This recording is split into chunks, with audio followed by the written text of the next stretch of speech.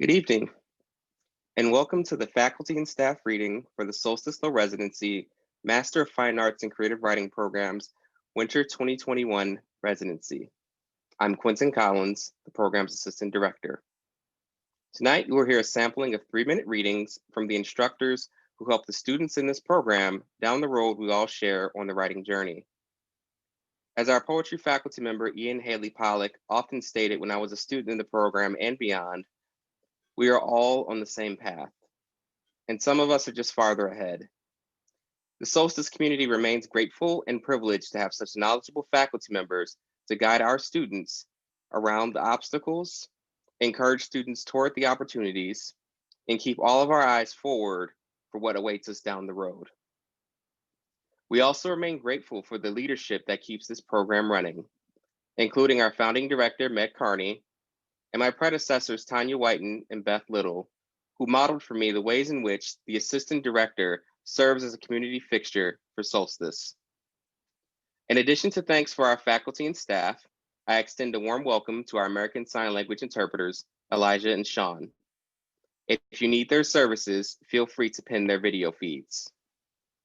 For tonight's reading, we will proceed in this order. Nicole Terez Dutton will be reading via recording. Venise Berry, Meg Kearney, Brendan Kiely, Amy Hoffman, Kathleen Aguero, Sandra Schofield, José Angel Aragouz, Anne-Marie Omen, David Yu, Laura Williams McCaffrey, Stephen Huff, and we will conclude with my reading. Keep an eye on the chat where we will post titles of faculty and staff books. We will also post a link to bookshop.org, an online bookstore with a mission to financially support independent bookstores and give back to the book community. Thank you for joining us.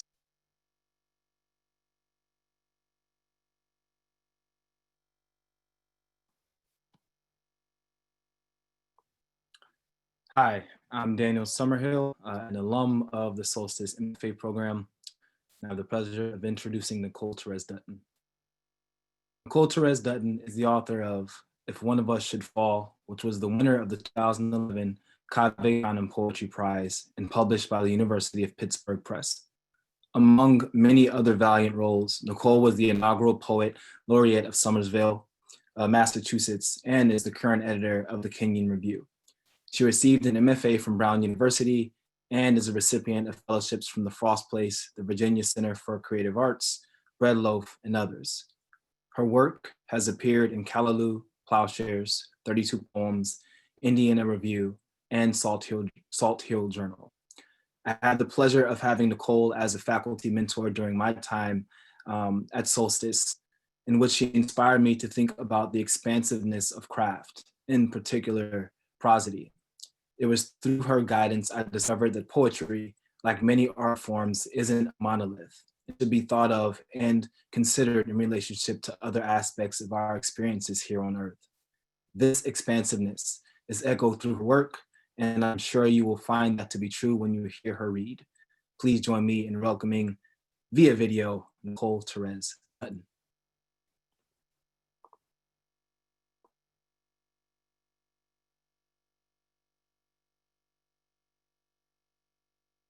Of goldenrod and magnitude and bond. More than anything, I need this boy so close to my ears, his questions electric as honeybees in an acreage of goldenrod and aster. And time, where we are, slow sugar in the veins of white pine, rubbery mushrooms cloistered at their feet, his tawny listening at the water's edge, shy antlers in pooling green light, while we consider fox prints etched in clay. I need little black boys to be able to be little black boys. Whole saltwater galaxies in cotton and loudness not fixed in stunned suspension, episodes on hot asphalt, waiting in the dazzling absence of apology.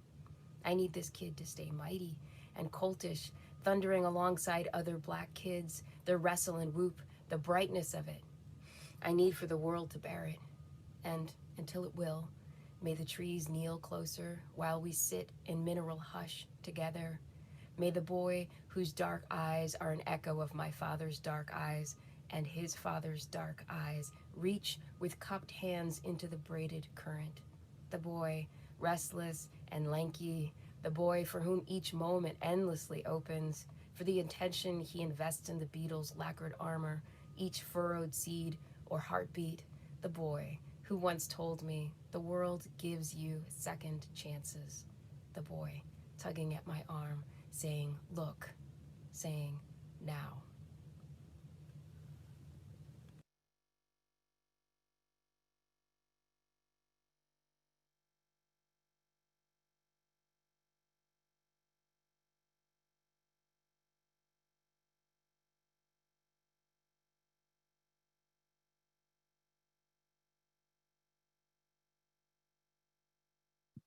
Vanessa, you're muted.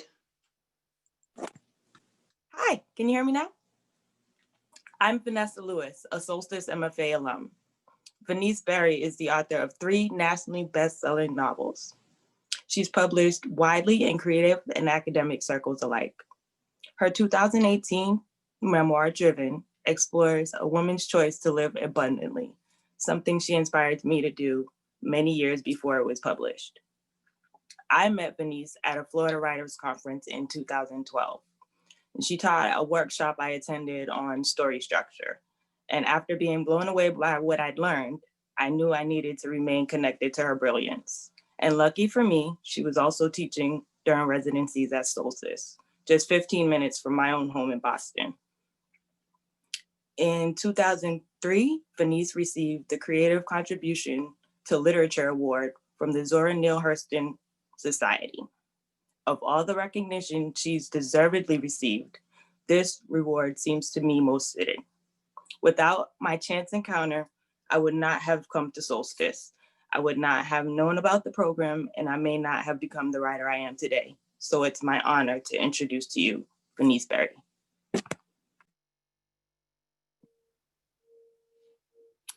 Good evening. I want to read a piece from my new book, Racialism in the Media, Black Jesus, Black Twitter, and the First Black American President. It's a nonfiction book, and this is coming from a chapter called President Barack Obama, Biased Frames and Microaggressions. Barack Obama became the 44th President of the United States of America on January 20th, 2009. He was the first Black president in the history of the country. The changes in society that led to the election of a Black president have been enhanced by the browning of America. The Census Bureau projects that America will be a majority-minority country by 2050. Ezra Klein argued that this is a major reason why the election of a Black president was so polarizing, and the unity of a young multiracial coalition created by the occasion also felt stark and threatening to some. According to Klein, Obama's presidency didn't force race to the forefront of American politics through rhetoric or action, but through symbolism. Obama himself was a symbol of a changing America, of white America's loss of power, of the fact that the country was changing and new groups were gaining power. Popular talk show hosts confirm this negativity. For example, Rush Limbaugh and Bill O'Reilly were good illustrations of the white fear that was constantly propagandized concerning the president. Limbaugh told his listeners, how do you get promoted in the Barack Obama administration? By hating white people. The politics of resentment has been a consistent frame from the Republican Party. Obama's tenure, along with other concerns, such as the downsizing and outsourcing of jobs, immigration, and affirmative action, have increased the us versus them mentality. The politics of resentment is a biased racial frame that drives people to see the negative over the positive in most situations. During his successful 2008 and 2012 election campaigns, plus the 2 terms served, President Obama experienced biased framing and microaggressions in many media images and messages. Cultural difference was used as a constant challenge to the credibility of Barack Obama as the first Black president.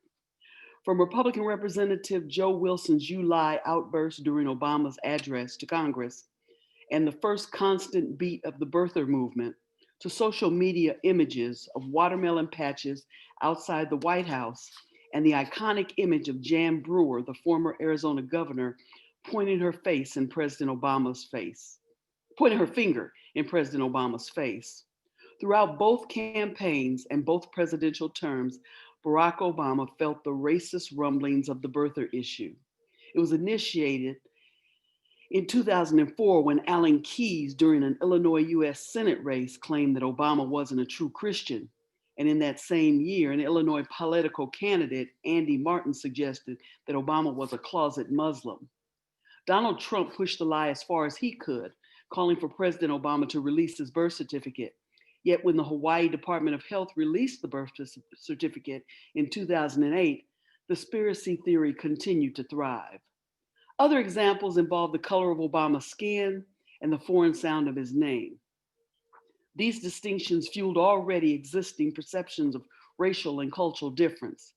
That difference brought forth criticisms about his leadership ability, integrity, intelligence, and experience. For some, Obama was too Black, and for others, he was not Black enough. The July 2008 cover of the New Yorker magazine presented a sketch of Barack and Michelle Obama, framing them as terrorists. Barack was dressed in a Muslim thobe and turban, while his wife flaunted a large afro, carried an AK-47, and wore combat boots. They were standing in the Oval Office, where a portrait of Osama bin Laden hung over the fireplace and an American flag burned inside the fireplace. In an NPR interview, the editor of the magazine called it satire and claimed that they were poking fun at the politics of fear. But for many Americans, this image did not register as satire at all. Instead, it solidified a problematic conspiracy theory that Obama might not be American. Fox News pundits often prime their audiences to consider Barack and Michelle Obama in offensive ways. One show described the First Lady as Obama's baby mama. The fist bump between Barack and Michelle during the Democratic primary was labeled a terrorist fist jab. And another Fox News article framed Obama's 50th birthday party at the White House with an obviously racial bias. The headline read, "Obama's hip hop barbecue didn't create jobs." On All Things Considered, the chief research officer for Morning Consult discussed a survey of 2,000 people across the country where 35% did not know that Obamacare and the Affordable Care Act were the same thing. That racial divide became so extreme that the average American on the news would argue that Obamacare should be repealed, but at the same time suggest that we should be fighting to keep the Affordable Health Care Act. Donald Trump, a reality show huckster, was elected president of the United States in 2016. While spewing distrust and hatred against different cultures, he vowed to make America great again, a message that white supremacists and most people of color knew meant make America white again. The continued biased racial framing that was perpetuated over 8 years during President Barack Obama's time in office and his campaigns became even more offensive and insulting under the Trump administration, described by some as a state of hate. Yet despite the current climate, Obama's election lifted up a majority of our nation, and that is the true reality. 8 years of hope and change with the first Black American president elevated this nation around the world, and the following oppositional period of unapologetic hate, biased framing, and unprecedented racial microaggressions have only lifted President Obama's presidency even higher.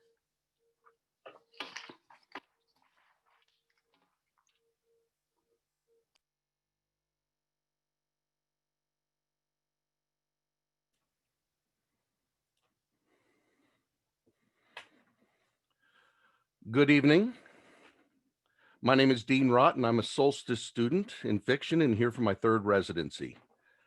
I've been given a minute to introduce someone who both needs no introduction and for whom a minute's introduction is not enough time to do her justice. She's a visionary, a mentor, and an artist, a poet whose work weaves words so finely, so acutely, that she awakens our memories, gives us glimpses into our dark emotions, and appeals to our better angels. She is the recipient of numerous fellowships and awards. She's authored a picture book, 3 novels, and 4 books of poetry, including her recent chapbooks, The Ice Storm and All Morning the Crows, which won the 2020 Washington Prize for Poetry and is going to be published in June. She is dear to my heart for many reasons, one of which is her appreciation of a good pickup truck. She's a rock star who gets a personal driver when she makes appearances in other cities, and she's the founding director of this program. I'm honored to introduce her, and I ask you to join me in welcoming Meg Kearney. Thank you so much, Dean, for that wonderful introduction. I think Virginia might have been the only place where I had a special driver at a conference, but thank you for that. And thanks to all of you for being with us tonight. It's such an honor and a pleasure and a source of solace as well as inspiration to be part of this writing community. And it's truly an honor to be reading tonight with Quintin and this amazing slate of faculty members. I'm going to be reading from that new chapbook that Dean mentioned, The Ice Storm, which is a heroic crown of sonnets. So there's 15 sonnets in the chapbook, and I will read the first 3, and each has its own individual title. So this first one is titled Rain. The marriage is over before the storm strikes.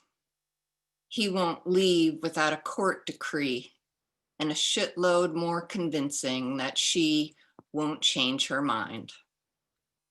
Silence, not so much their fights, divides the house.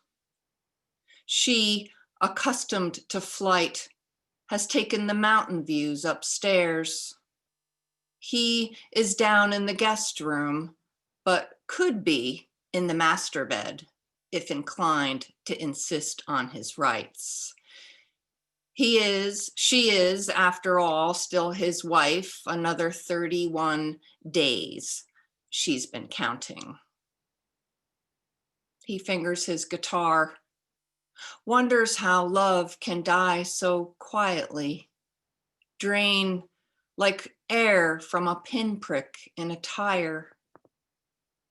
They're aware such a wound doesn't burst open as if shot by a gun. It starts like a lullaby, innocent as rain.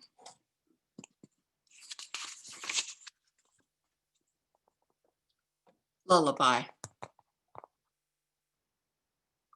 It starts like a lullaby, innocent as rain. Like a song they both hum, avoiding the words. It lies like a baby they dare not disturb, a being they've birthed, but hesitate to name. Melody, carol, aria, ditty, refrain, hurricane, gale, tempest, blizzard, all spells with no elixir, all curses overheard. They'd be inept as parents, that is plain. Children, he'd said, tell me if that door is closed. She'd held up forefinger and thumb, pressed them together. Now he's more relieved than she. Explain, she screams, why you won't admit I'd known better. Now there's nothing but dye in the rose. In the forecast, nothing but rain. Now there's a flashback. New York City, statue. In the forecast, nothing but rain the first time she considers leaving. Just days after they'd stood on the roof, disbelieving how downtown burned. Who could fly a plane into 3,000 lives? Not a train was running, no cabs, buses, no one leaving the island, no traffic overhead. Their landline receiving calls, though they couldn't dial out. The main thing she'd needed, besides a drink, was company. But he'd taken off on his bike down First Avenue, then west, then south again to see what he might. South is still smoke. Below the window, a statue in their little park resembles her husband, happy. But nothing's what it seems at the edges of twilight. Thank you. And thanks to our interpreters tonight too. Hello, everyone. I'm Cindy Abdullah, a student in the Solstice MFA program.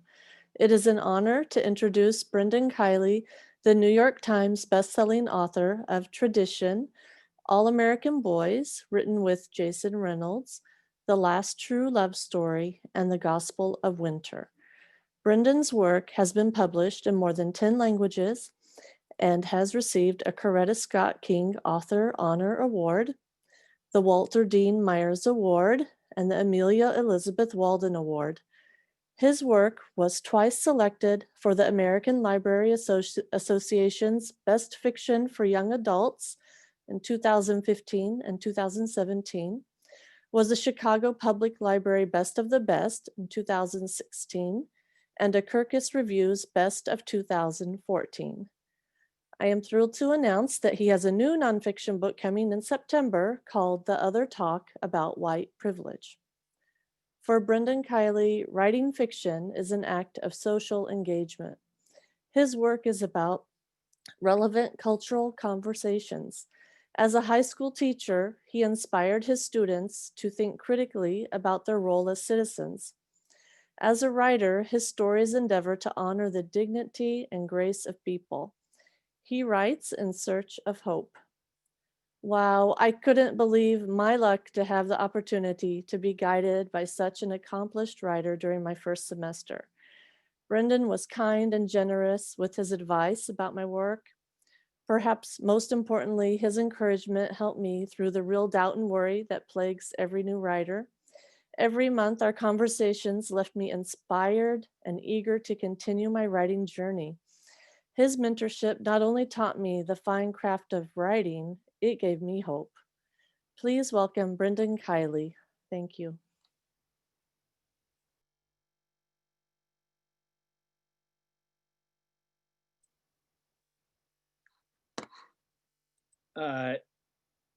Cindy, thank you. I really appreciate that introduction quite a bit. I'm so grateful to be here, to be in community. Cindy, you remind me why we're here, right? I mean, those conversations with each other, inspiring each other, that's what Solstice is all about. And I'm really grateful to be here. I'm grateful to be here in particular tonight. So thank you, Meg and Q and everyone else who's participating, and to everyone who's out there.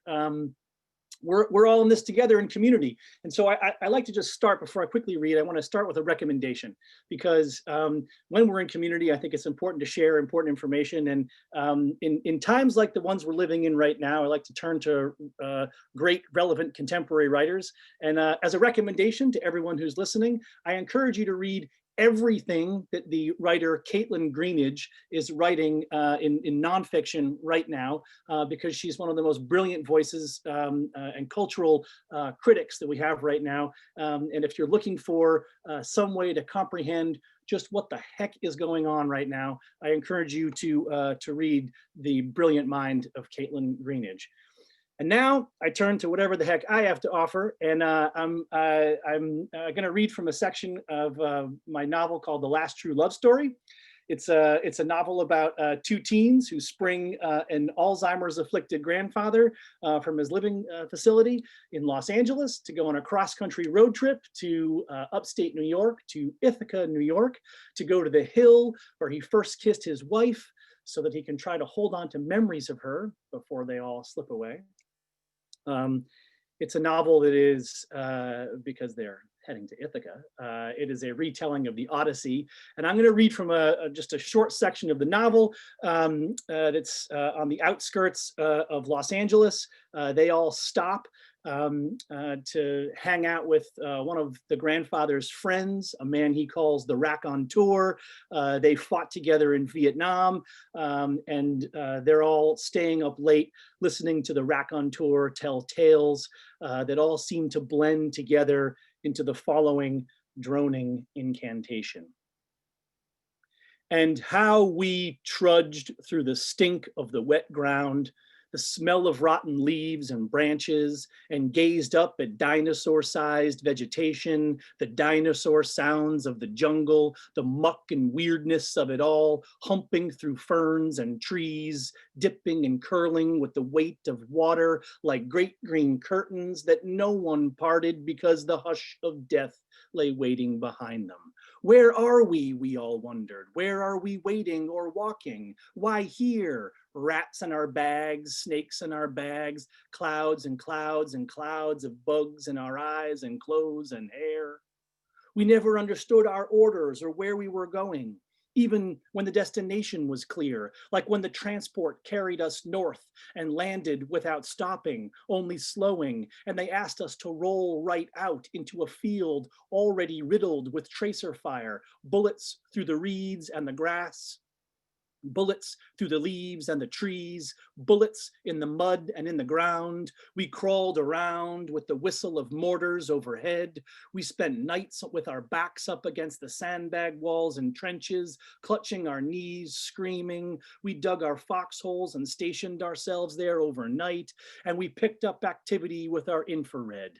Then the tonnage and tonnage of mortar rained down through the night, and the trenches were breached and overrun, and a river of bodies and hand-to-hand combat. A grenade went off and we were thrown against the wall, and the noise of the battle around, the screams, the yelling, the god-awful staccato fire of AKs, the squelch of mud and the moaning all wove into one sound in our ears, and our hands were slick with our own blood as we called out for help, but we couldn't hear ourselves because everything rang us into deafness, and it was dark and we couldn't see through the pain. But Chuck dragged us out and into a deeper ditch, and the fighting went on around us until the first light of morning, when all the wounded were brought out to wait for the helicopters.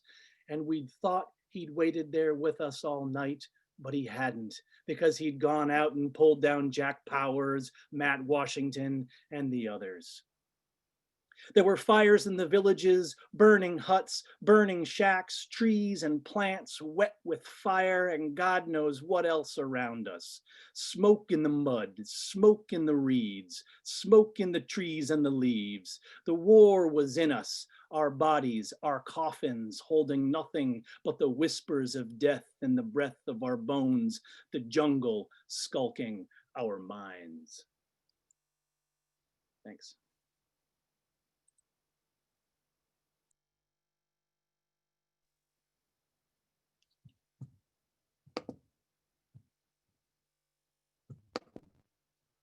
Thank you. My name is Jim Aramore, and I'm graduating in the Solstice MFA program. Amy Hoffman's work has appeared in Prairie Schooner, Lesbian Review, among other journals. She's author of memoirs, including Lies About My Family, University of Massachusetts, Army Ex-Lovers, the community, and also we listed for the Publishing Award and Literary Award, and Hospital listed for American Library Association and library books for the teenage selection. Her first novel, The Off Season, was published through the University of Wisconsin Press in 2017, and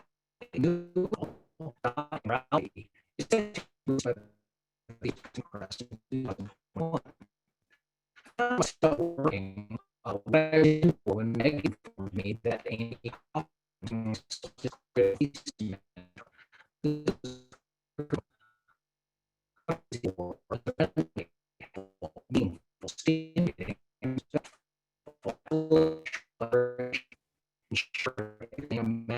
student-mentor relationship could and should be. I'm proud to introduce Amy Hoffman.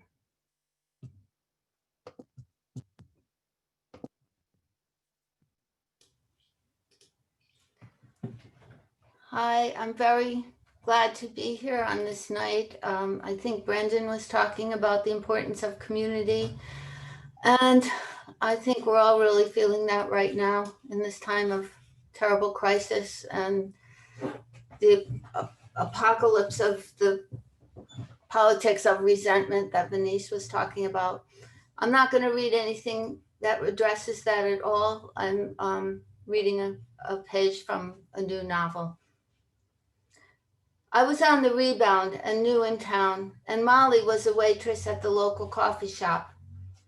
A hookup is maybe not the best way to begin a relationship, but a relationship was not what I was looking for, and Molly neither.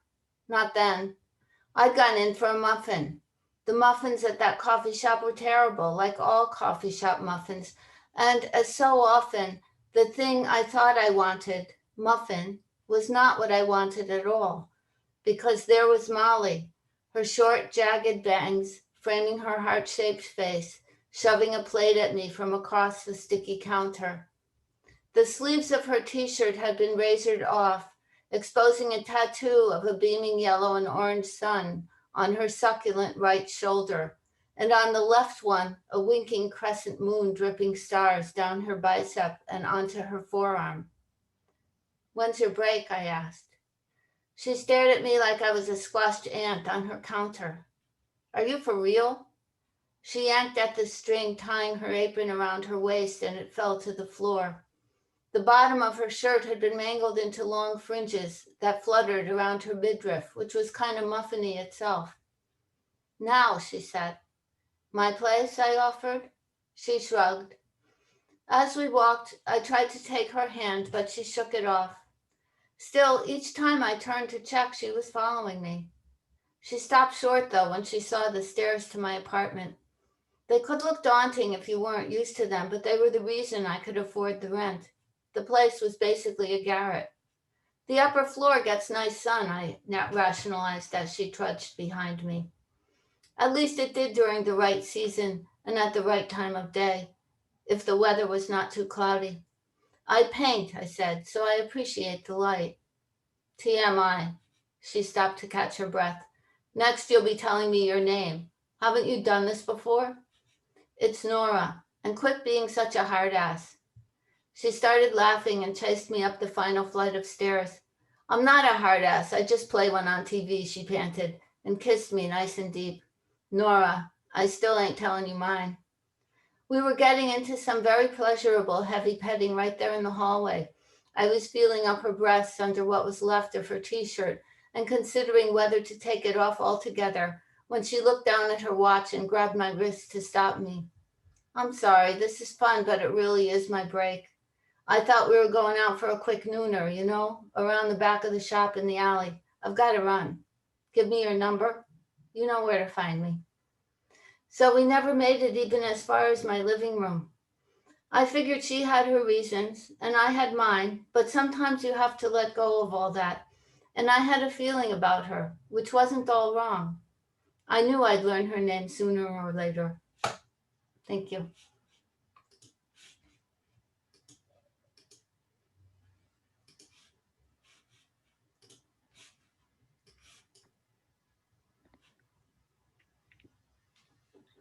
Hello, I'm Elizabeth Edelman, a student in the Solstice MFA program. What a privilege to introduce Kathy Aguero. Thank you, Meg and Quintin. A generous instructor, Kathy directs the pedagogy program at Solstice. Her teaching has included Changing Lives, the Chautauqua Institute, Skidmore, and the Poets in Schools programs. Accomplished, her poem World Happiness Index 2019 was published in December, and her 5 collections of poetry have appeared in numerous journals, including Poetry Magazine, the Massachusetts Review, and the Cincinnati Review. Kathy is an editor in poetry for Solstice Magazine and co-editor of 3 collections of multicultural literature.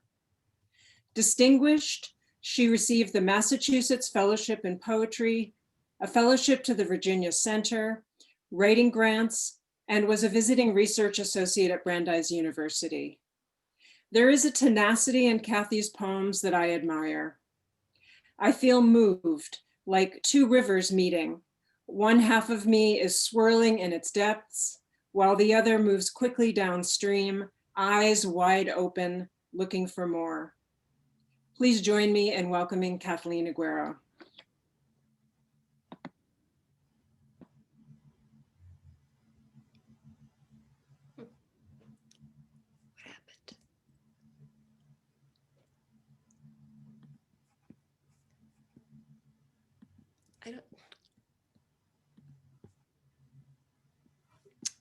Can you We can hear you, Kathy. you can hear me? Can you see me? Yes. Okay, yes, we can. I'm looking at my own screen, which is a problem. Okay, Elizabeth, thank you so much for that lovely introduction. I really appreciate it. And Quintin and Meg, thank you for all the work you do to make this happen so smoothly. I'd like to read two poems from a new manuscript, and the first one is the World Happiness Index. It turns out what is it called? The Sustainable Development Solution Network every year publishes a World Happiness Index based on information from the Gallup poll, and they rate every country. So the World Happiness Index 2019. How happy I am to live in the 19th happiest country in the world. Tulips rose this month through the arsenic soil, and the air I breathe is dark with money. In country 19, we can say what we want. A professor in California is allowed to say we elected a racist president, and those who disagree leave phone messages threatening his 9-year-old daughter because we live free or die. Our children leave their houses each morning happy, not knowing what adventures the day holds. Might they be shot on the sidewalk by an officer who mistakes their cell phone for a gun, or by a gang member undergoing initiation? Or will they get to school only to have to hide in the closet from an active shooter? If they arrive home safely, there's always tomorrow, and maybe tomorrow their teachers will have guns. They are happy to be living in this just happy enough country where no one dares get sick because that could bankrupt them. If you try in happy country 19, you too can be as rich as the sea. And if not, there are lots of street corners to live on and happy things to swallow or snort. And the fetid air from the subway gate will keep you warm at night if you knock someone else off it, like playing King of the Mountain. We have problems, of course, that we're trying to solve, but we're from the country of hard work and initiative, of take what you want and say it was yours all along. Numbers 1, 2, and 3 with their orderly lives, their healthcare and housing and good schools for free grow soft and mushy. Not us. We're the ice inside a snowball, the rubber hose that leaves no mark. We dance on the head of uncertainty, cruelty's pin. Every morning our sun rises, red, white, and blue. The rider, the horse. Fear saddled me, trained me, stabled me, named me, braided my hair. Carrot and stick taught me to dance, taught me to rear, shod me and hobbled me, bred me and pastured me, cantered me, galloped me, spurred me and drove me out of the meadow into the thicket, out of the thicket into the woods. Fear held the bridle, tightened the bit. Fear was the master, brutal and quick. But was I the horse? Was I the rider? Thank you.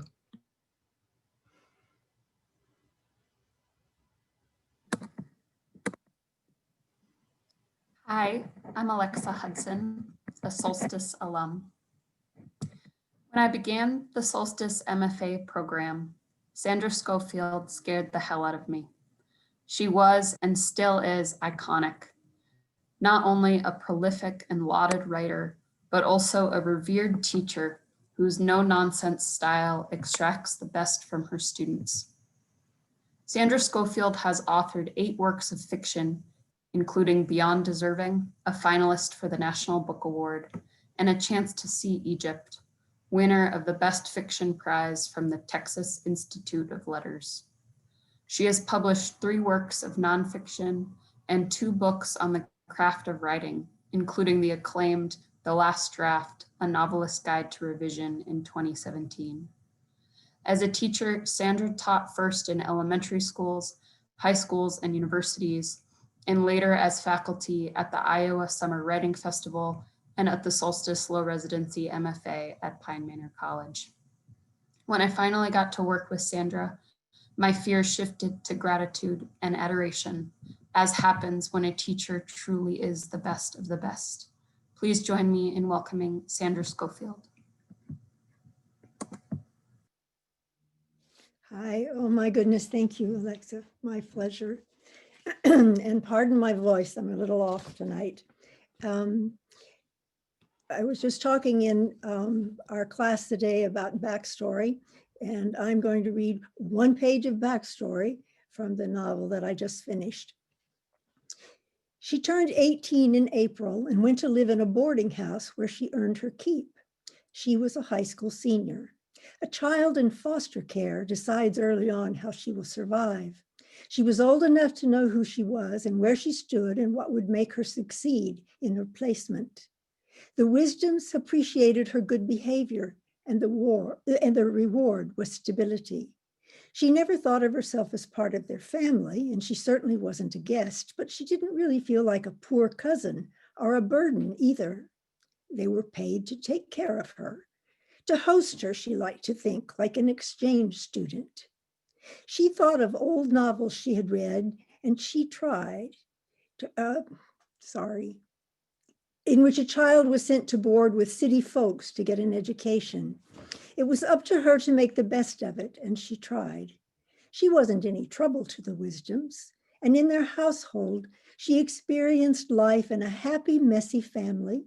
She learned domestic skills, she studied, and most of all, she anticipated her future.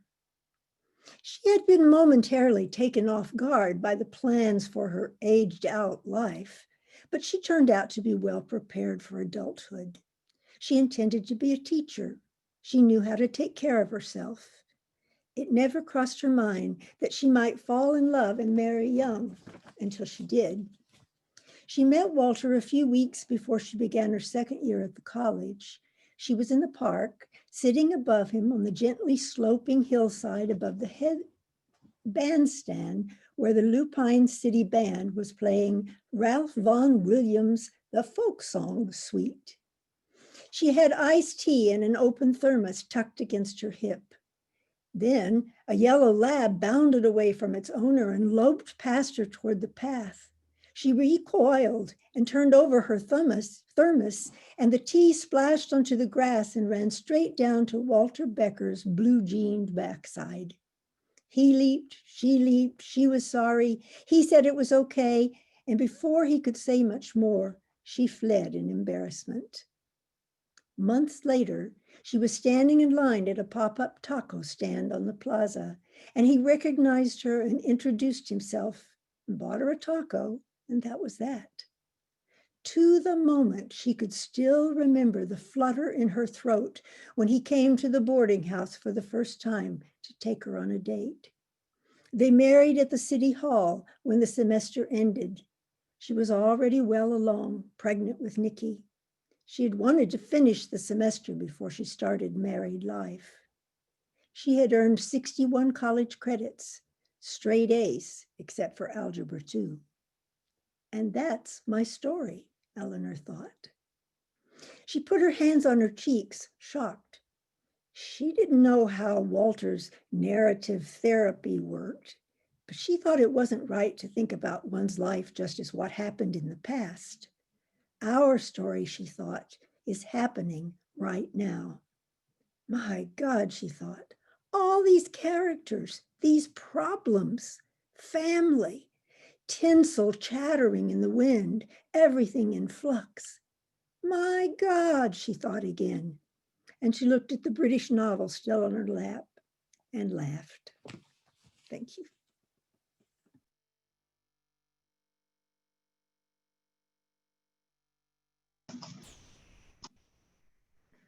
Hello, I'm Becca Connors, a recent alum of the Solstice MFA program.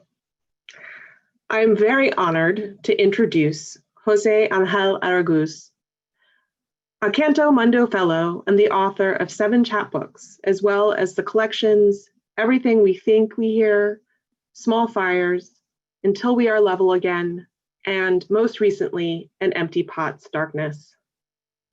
His poems, creative nonfiction, and reviews have appeared in Crab Creek Review, Prairie Schooner, New South Poetry International, and The Bind. Born and raised in Corpus Christi, Texas, he runs the poetry blog, The Friday Influence, and composes erasure program poems on the Instagram account, Poetry a Mano. A faculty member here at Solstice, he's also a member of the Board of Governors for Cavan Carey Press. With an MFA from New York University and a PhD from the University of Cincinnati, José is an assistant professor of English at Suffolk University in Boston, where he also serves as editor-in-chief of Salamander magazine. Not only that, José is an amazing mentor and guide, one who leads by insisting you go first.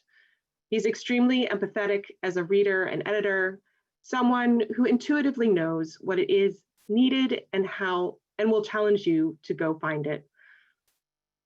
The pandemic has been a dark and stressful time, and it can be hard to extend ourselves to others when we all are running low on reserves.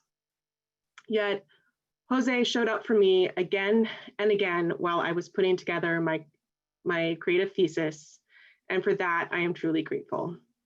Please help me welcome José Ángel Aragouz.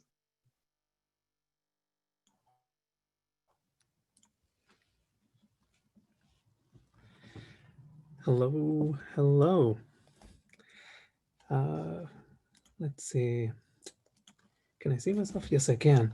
Becca, thank you so much for that introduction. Greatly appreciated. It was an honor to work with you. Thank you to everybody who has made it here and for everything you've gone through and survived to get to this moment. Thank you for holding space with us. I'm going to read 2 poems, one from the Dear America anthology from terrain.org, my own contribution. It's entitled American Studies.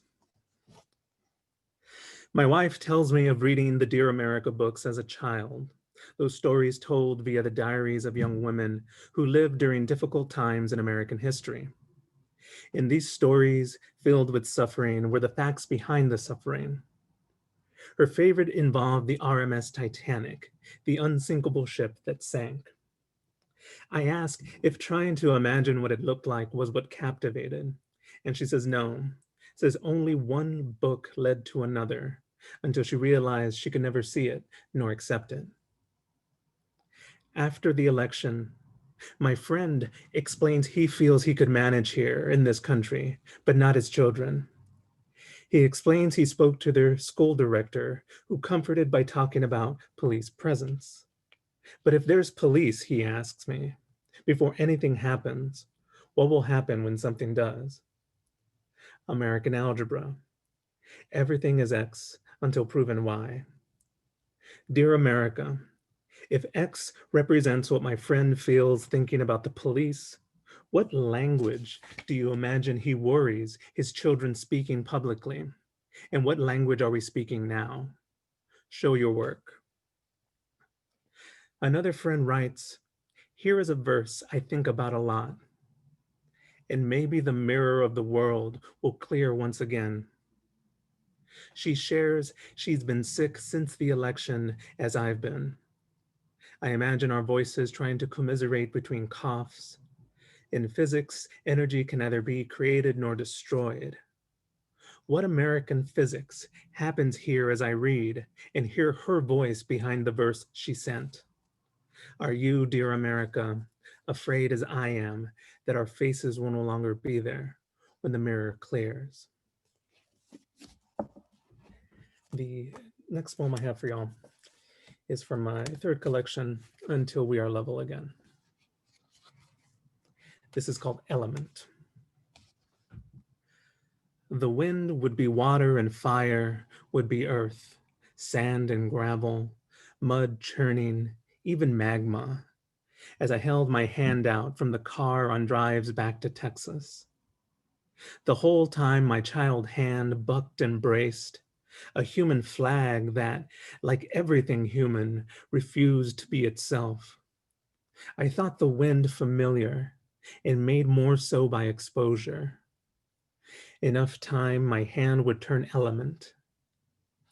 If in the wind I felt everything I knew the world to be made of, then perhaps in the air between Matamoros and Corpus Christi, the lines of my father's face deepen.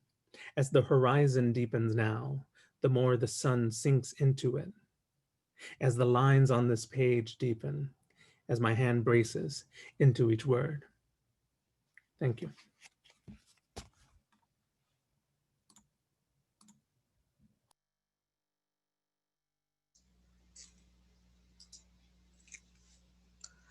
Hello, my name is Naja Phillips. I am a second semester student at Solstice with a concentration in poetry and pedagogy. I am excited to introduce one of our esteemed faculty. Anne-Marie Omen is a diverse writer and has taken on the role of memoirist, poet, and playwright. Some of her accomplishments include authoring 3 memoirs, Love, Sex, and 4-H, Pulling Down the Barn, and House of Fields. She is represented in New Poems of the Third Coast, contemporary Michigan poetry, and has written 7 plays, including the award-winning Northern Bells and Secrets of Loose Talk Tavern, 2012 winner of the CTAM contest. During my mentorship, she shared a mutual appreciation for water as resource and spirit. That's the more important shift in our current consciousness, to see water as a living thing rather than as commodity. Her poem, Only Water, reveals images of this spirit being. Only the weight of water could return you to your mother's womb.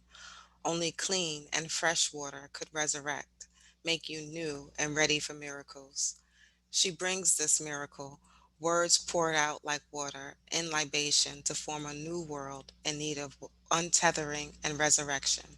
Thank you, and please welcome Anne-Marie Omen.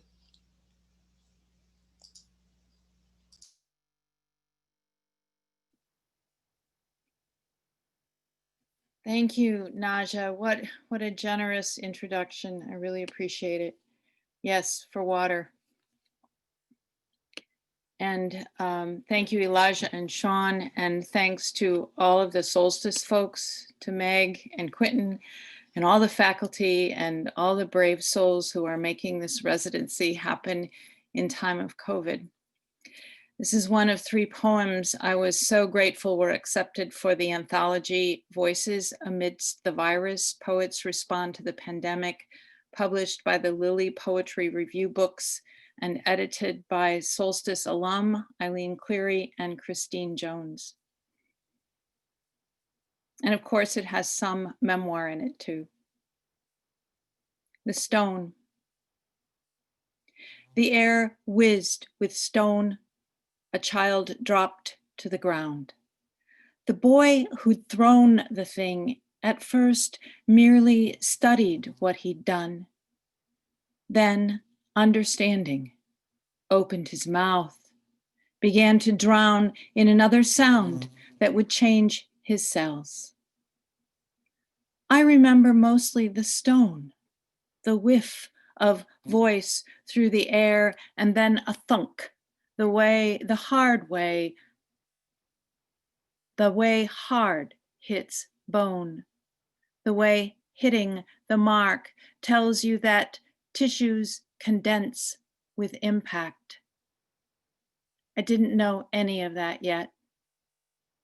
I remember how the aftermath is not about the girl he struck, but his screams, his knowing that he'd tried to hurt and succeeded, that he'd maybe loved her, maybe wanted her to look his way, that he'd never be able to take it back. It was 2nd grade. He was a good shot. I think a recess guard ran to the girl. Maybe everyone did. but no one to the boy who'd entered into wailing, slobbering, and wheeze of terrible breaths, like I'd only heard in my newborn sister's colic. I think I saw the grass lie down, bow to sand and dust. I knew this much: the air had changed, would never fill our lungs again. I think it entered me, blade through skin, metallic, thin as living or dying in isolation without recourse. And now, decades later, that hard sound again in the news of every loss, striking the temple of our nights. Thank you.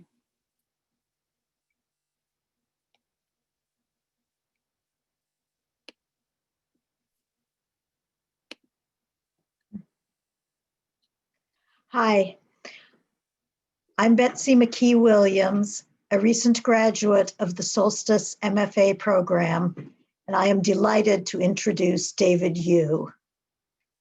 David is an inspiring teacher. As a mentor, his feedback is long and legendary and amazingly helpful. David Yu writes for middle grade, YA, and adult readers. His novels transport us to Korean American families or to 80s teen subcultures, employing humor and heartbreak. He has received multiple awards. His novel Girls for Breakfast was named a New York Public Library Best Book for Teens and a BookSense pick. Stop Me If You've Heard This One Before was a Chicago Best of the Best selection, and The Choke Artist was a finalist for the Massachusetts Book Award. David holds a BA from Skidmore and an MA in creative writing from the University of Colorado, Boulder. He teaches at the Gotham Writers Workshop and at every Solstice residency.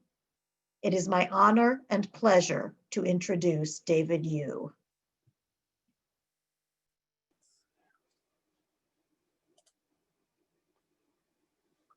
Hi, thank you, Betsy. I'm going to read a section from a personal essay about my life at age 27. I've always hated my birthday, and only more so the older I get. As an adult, the day has continued to serve not so much as a celebration of my birth, but a glaring indictment of all that I haven't accomplished in the previous 12 months. I admit I'm a Grinch about the occasion, but I just think it's glaringly narcissistic for adults to still feel compelled to celebrate theirs with gaudy get-togethers, so much so I usually skip out on attending. And then said friends act icy with me the next time I see them because I didn't go to their stupid birthday party. And it's the rare occasion where I feel like a martyr by not informing them that I too have been aging all this time as well. My sister's the only person I know who even remembers my birthday every year, but she's naked in her ulterior motives. In my early 20s, she began buying me these extravagant birthday presents. The thing is, she'd always make sure my parents knew about it too. She'd CC me on an email to them. Here's a link to the iPod I got David for his birthday. Little bro, just let me know if you want a different model. My dad would reply to all, son, I just hope you realize how lucky you are to have such a generous sister. She pulls the same stunt over the holidays too. One Christmas, she CC'd my parents, Dave, you should be getting an oversized package in the mail, and FYI, it spoils, so make sure you're home to receive it. A few days later, I got the first of what has since become an annual generic gift basket. Inside it were tiny samplers of kielbasa, fancy cheeses, cracked pepper water crackers, some bruised fruit. Apparently, my parents think a gift basket wrapped in cellophane that has 1-800 flowers emblazoned across the gold foil is the height of thoughtful gift giving. Liz sent a follow-up email. I almost forgot to warn you. There's a humongous ham inside, Black Forest, I believe. Perfect for a fancy dinner party or special occasion, but it's probably too big for your fridge. Sorry. My dad replied in all caps, "David, make sure you eat that ham right away. Even if you have to invite neighbors you don't know, don't let all that expensive food go to waste." While my mom replied, "Your brother is so fortunate to have a sister who helps out, given his financial struggles.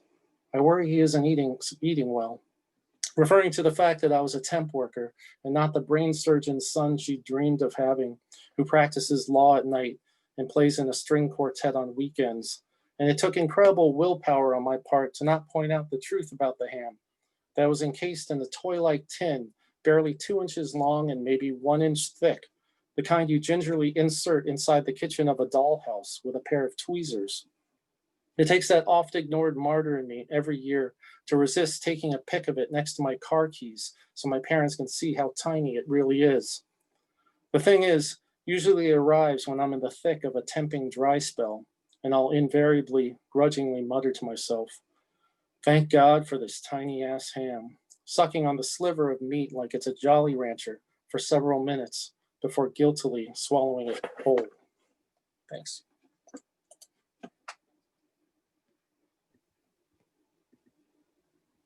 Hello, I'm Sam Cook, a soon-to-be graduate of the Solstice MFA program. Laura Williams McCaffrey is a young adult fiction writer, best known for stories filled with fantasy and magical elements. With her novels such as Water Shaper, which was featured on the 2007 New York Public Library Books for the Teen Age List, Marked, and Aaliyah Waking, Laura's stories are connected to nature, adventure, and the universal young adult theme of trying to find one's place in the world. In my time at Solstice, I've been lucky enough to work closely with Laura in both workshop and during my critical thesis. In the beginning of both my first workshop and my thesis semester, when my ideas were just a jumble of, and then this could happen too, Laura was encouraging and patient. She gently nudged me to pick up a book about grammar and cheered me on as I went through the process of figuratively burning my manuscript and starting with the bare bones. Laura's writing and mentorship in the young adult community is passionate and warm. She addresses the feeling that YA readers have, and in her mentorship has a type of reassurance that I can't put into words. But I will say this, she definitely made writing a critical thesis during a global pandemic seem way less scary than it sounds. The Solstice community and the writing community are lucky to have her. Please join me in welcoming Laura Williams McCaffrey. Oh, Sam, that was really sweet. Thank you so much. And it is wonderful to be with all of you here. And here feels kind of like a place, even though we're all in our own little rooms and we're doing this on Zoom. But it speaks to the strength of a community that it does feel like a place when we're all there together. I'm just going to read an excerpt of a flash fiction piece, and it is called Unbecoming. The 10th Street town had no bus station, and so Lena dragged her purple, fading to gray suitcase toward the curb where the bus stop sign stood. Snow fell from the overcast sky onto the brick buildings and concrete sidewalks. It fell in her hair. People in knit hats with tassels and pom-poms walked past without looking at her. She pulled the suitcase slowly over the litter of ice chunks and grit. She held it steady so it wouldn't tip. As she stopped under the bus stop sign, she carefully set it from 2 to 4 wheels, as if it was full, even though it was almost empty. Lena didn't know how she had lost all her things. She had left some behind, mittens on a table in Dunkin' Donuts after she finished a cup of coffee, socks wet from stepping in a puddle of slush that she'd peeled off and dropped in the bathroom of the Walmart. But most of her things had lain on the old wooden floor of her bedroom and had seemed to simply disappear, like her Fast and Furious t-shirt and her favorite apron with the dancing kittens. The charm anklet her dad had given her when she graduated high school also had disappeared, along with the charms, the ship, the dolphin, the lighthouse, the running horse. Also the charm she'd found and added, the baby in a basket. She remembered taking the anklet off. She remembered dropping it on the floor by the mirror. One day it was there, the next it was gone. A huge black SUV drove past, splashing ice and slush, and she flinched back. Chattering women in long wool coats over short suit coats swerved around her, and one almost stepped on her foot. A man who carried skis against one shoulder hit her with his elbow. "Sorry," she said, and then she wished she hadn't. Why should she say sorry to someone who almost hit her? Another man came over. He wore jeans and he had no gloves. Without saying a word, he took the handle of her suitcase, and Lena stood off balance saying, "That's mine." He didn't look at her. He tilted the suitcase one way and then the other, studying it. She tried to grasp her suitcase's handle, but it seemed made of air, or maybe water. It passed through her fingers. It was leaving her too. Thank you.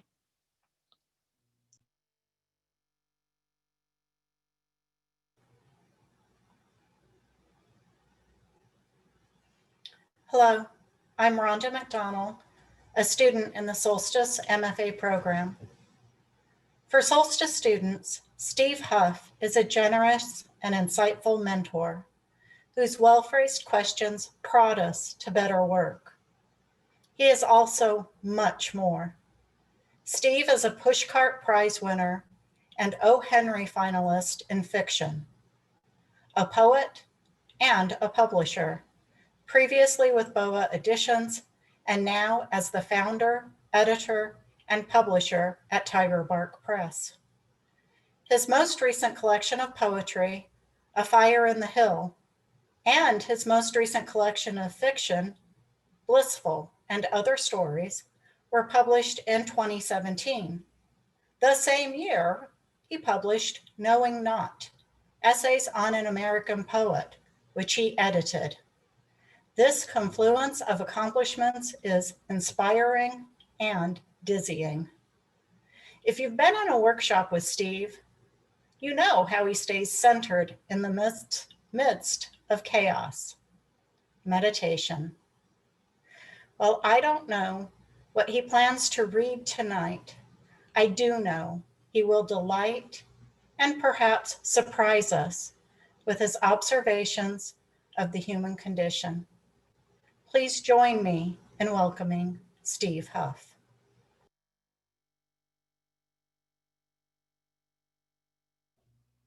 Oh, thank you, Rhonda. That's very kind introduction. Thank you very much, and thank you, Meg and Quentin and everybody for this residency. That's wonderful. This is the opening chapter of a new work. Terry Rood's taxi company was broke, but he still drove his last cab, the only one of his fleet that hadn't been rustled by the repo man. His office was closed, phone disconnected, drivers and dispatcher laid off. Now he had a $29 track phone when he remembered to plug it in and charge it. If you knew his number, he'd come and pick you up. Otherwise, if you wanted a ride, you went to the bar at Johnny's hotel and looked for the guy who was drinking off the small cash he carried around in a White Owl cigar box.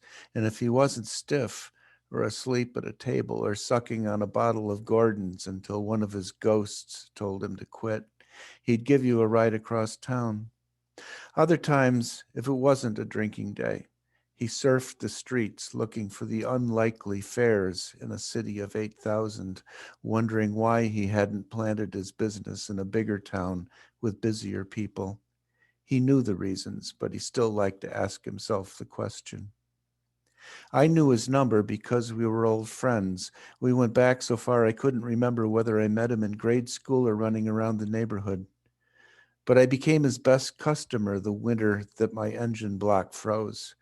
If he didn't answer when I called, I knew how to find him. I had business to do. Once a repo man grabbed his cab after he'd run into a 7-Eleven for a pack of butts. It happened so fast that the repo was almost to the edge of town before he realized he had a cursing woman in the back seat who thought she was on her way to get a manicure. He'd driven countless old folks to the supermarket or to Catholic bingo and then gave them free rides home when they lost all their cash. He delivered a baby one night in his back seat somewhere on a snowy road between the Big Tree Reservation and the hospital in Hilford. Payment he got for that was the baby's middle name, Rita Rude Riley. He found runaway girls before the cops caught them, and he taxied them home pissed off and slinging dirty words at him. Sometimes he got called to the Harvester Lounge where two bouncers would come out and throw a drunk in his back seat. And once he returned fire at two men who thought they had a clean getaway after a gas station stick-up. He plugged them both in the chest. Too late, though. They'd already taken the kid running the station into the back supply room and shot him in the head. But that incident was in an earlier time, before the taxi business, when he was a deputy. I was a cop once, too. Now he was facing his insurance policy cancellation if he didn't come up with $1,800 in 5 days. Wednesday morning, he wasn't answering his phone, so I walked over to Johnny's even though I knew the bar wasn't open yet. I saw Rude lugging a cardboard box out the side door, the one that opened to the cluttered stairway to the rental rooms above the bar where he'd been living for a couple of years. He was wearing his customary Sioux brand hunting jacket. I followed him around the back to the scrub lot between the bar and the railroad where he dropped the box in the snow. The temperature was a little north of 0, but his jacket hung open and he was hatless as usual. He saw me coming as he poured a few ounces of fondue fluid over his box of debris and dropped his cigarette on the pile. It all went up in a grand flame, popping in the icy air. "Terry," I said, "what the hell kind of ceremony is this?" Rude grinned. "A fare thee well, Hector." "To what?" "Kicked out of Johnny's, finally. Trunk of the cab is already stuffed with my shit. I got to get rid of this last stuff. No more room." I looked at the cab. "You've got room in the back seat, don't you?" "Got to save that space for fares." We watched the flames devour some old clothes and rubber boots that added billows of noxious black smoke. When the fire threatened to die out, Rude squeezed the can of starter over the fire and made it jump. "What are you doing with fondue fluid?" "I was married once, remember?" It's a good place to stop. Thank you. Thank you very much.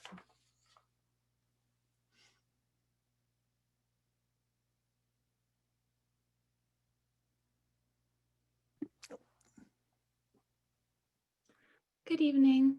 I'm Megan LeDuc, a Solstice MFA program student and the program's intern. Today, I am honored to introduce Solstice's own Quentin Collins. Quentin, commonly known as Q, wears many metaphorical hats. He is a father, a poet, a writer, an editor, a Lego enthusiast, a Solstice MFA poetry alum, and our beloved assistant director. Before his time here, he spent more than 5 years in a digital marketing field, managing teams of writers and editorial content. As a poet, Quentin humbly attributes his success in publications to his many educators. As a result of their guidance, he has had work appear in Ghost City Review, Kissing Dynamite, Homology Lit, Exhume Magazine, Anti-Heroin Chic, The Lily Poetry Review, What Rough Beast, and many more. His work has also appeared in the anthology A Garden of Black Joy, Global Poetry from the Edges of Liberation and Living. He earned a Pushcart Prize nomination in 2019, Best of the Net nominations, and was a finalist for the 2020 Alice James Award. Quintin's first full-length poetry collection, The Dandelion Speaks of Survival, is forthcoming from Cherry Castle Publishing in 2021. Please welcome Quentin Collins.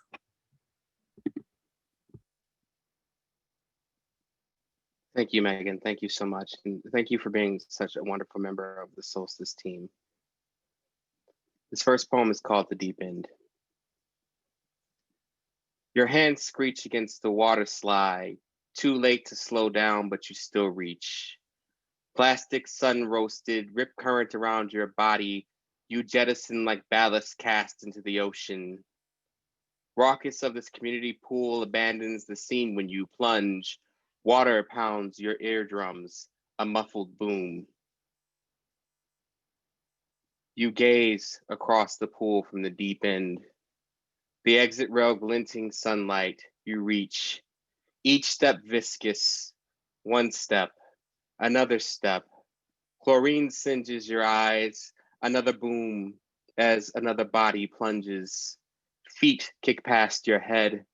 In your chest, a multitude of fists spring forth, more pool water in your lungs.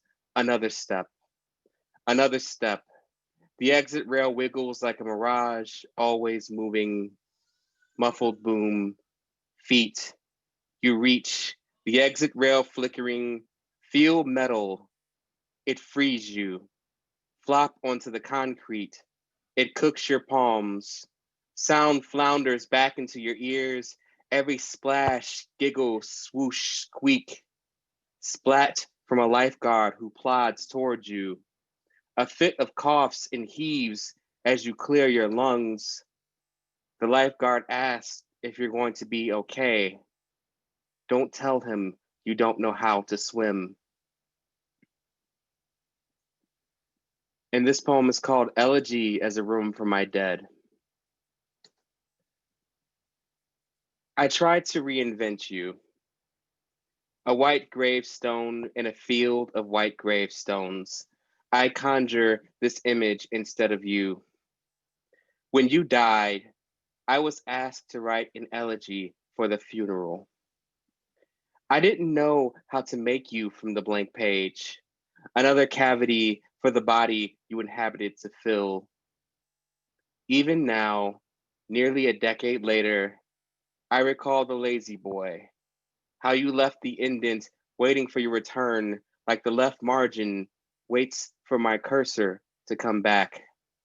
Another foot to raise you, another foot from the soil. Row by row, the headstones sprawl, stanzas for the dead. Did you know stanza comes from Italian? It means room. Let me reconstruct you in the living room.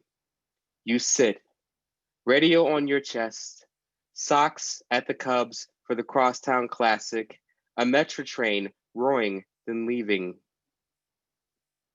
The leaving is where I ruminate, that the room is dirt, and the real room is a room that's empty of you for more than a decade now. How much have I reinvented you in this poem versus rendering your absence in stanza breaks? Each return, another reach just short of heaven. Over which ocean will I scatter these ashes I wrote for you? I can't even properly visit your headstone in a poem. Thank you.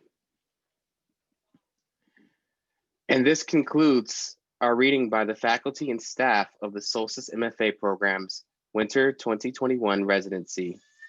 Thank you for joining us. And thank you again to our readers, as well as our introducers and American Sign Language interpreters. If you'd like more information about our program, please visit our website at pmc.edu/MFA. Be safe and be well. Thank you again.